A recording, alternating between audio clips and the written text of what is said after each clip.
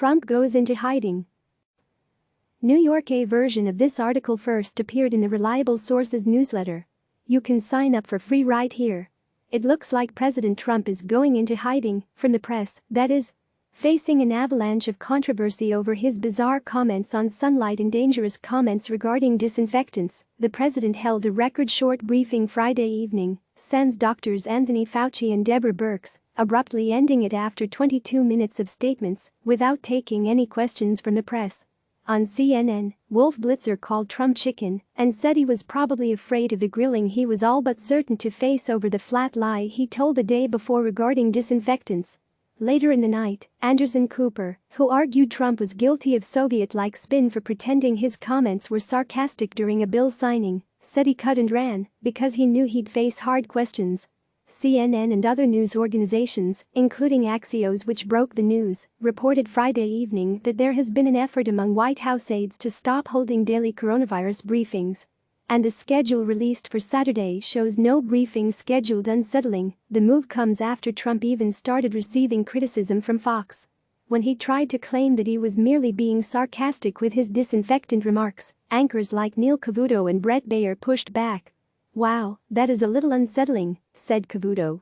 "Got to clarify this. The president was not joking in his remarks yesterday."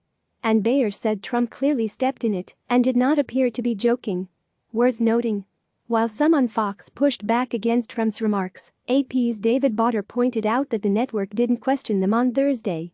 The network's news site also questioned whether critics had twisted Trump's words. And Trump's biggest defenders on the network still are not challenging him. In fact, it wouldn't surprise me if Trump does an on-air chat sooner than later with one of his friends on Fox, while he dodges questions from the press. Drudge brutally mocks, it wasn't just Fox anchors like Cavuto and Baier.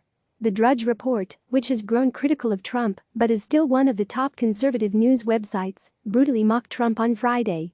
Take a look at the site's banner headline and image and pay attention to what the label says. Ouch. That said, some loyal outlets tried defending. That's not to say that Trump didn't have right-wing outlets rush to defend him. Websites like The Daily Wire, The Gateway Pundit, and Breitbart all published stories trying to convince readers that Trump didn't say what he clearly said. Breitbart's story, written by Joel Pollack, was widely mocked online. And it appeared by late Friday that it even had crossed a line for Breitbart senior management. A note was appended to the top of Pollack's story, saying it had been erroneously framed as a fact-check when it should have been labeled opinion. "We apologize for the error, and you are welcome for all the opportunities to dunk on us on Twitter," the note said. Yikes. Of course, worth noting that Breitbart's note came after Trump claimed his remarks were sarcastic, effectively admitting he made them. Which brings me to this point from Ben Collins, who tweeted, "Shout out to all of the fringe media outlets who feverishly scrambled all night to claim Trump didn't say to inject disinfectant or that he was referencing some obscure UV light treatment, only to be kneecapped at noon by the president, who now says he was just kidding." White House even tries reassigning seats back to Trump's aversion to the press. Before Friday's briefing, the White House attempted to force CNN to swap its front row seat with the seat reserved at the back of the room for the print puller. Caitlin Collins, who was in the room for CNN, said on Twitter that both she and the print puller, the Blade's Chris Johnson, refused. The briefing ultimately took place with both of them in their original seats. The WHCA controls the press seating assignments, not the White House, so the officials had no real authority to try to pick and choose where Collins or Johnson sat. But it's worth noting the lengths the White House went to in its effort to implement this move. Johnson said he had been told by a White House official that it wasn't an option and that the Secret Service was involved. The Secret Service later told the WHCA that it was not involved whatsoever in this effort. Carl says WHCA will challenge any effort to move reporters. "I spoke by phone with WHCA President John Carl on Friday night. The bottom line, Carl told me, is there is a decades-long bipartisan tradition of the WHCA determining the seating assignments in the briefing room.